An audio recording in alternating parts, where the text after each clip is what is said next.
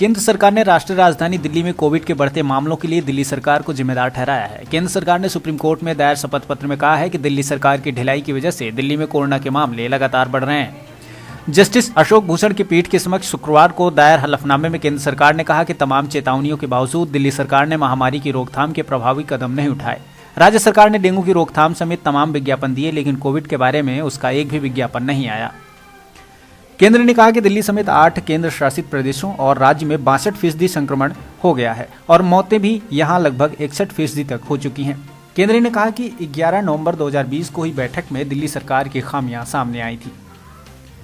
संक्रमण की रोकथाम के प्रभावी कदम नहीं उठाए गए।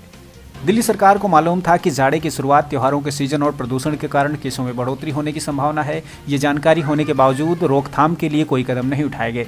केंद्र सरकार ने कहा कि दिल्ली सरकार डेंगू की रोकथाम के लिए रेगुलर विज्ञापन करती रही, लेकिन कोविड के लिए कोई प्रचार नहीं किया। लोगों को सुरक्षा के उपायों से अवगत नहीं कराया गया।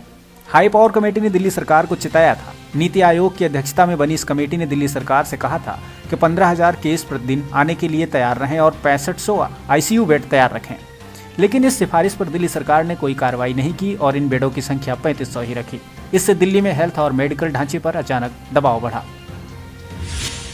केंद्र के तमाम आह्वान के बावजूद दिल्ली सरकार ने टेस्टिंग क्षमता, खासकर आरटी-पीसीआर नहीं बढ़ाई और लंबे समय से 20,000 टेस्ट पर डे पर ही टिका रहा। केंद्रीय स्वास्थ्य द्वारा तय उपायों जैसे घर घर जाकर सर्वे, कॉन्टैक्ट ट्रेसिंग, क्वारंटीन और क्लिनिकल प्रबंधन उचित तरीके से नहीं किए गए, जिससे संक्रमण में तेजी आई। जो मरीज होम आइसोलेशन में थे उन्हें उचित तरीके से ट्रेस नहीं किया गया। उनके कॉन्ट्रैक्ट्स की भी प्रभावी ट्रेसिंग नहीं की गई।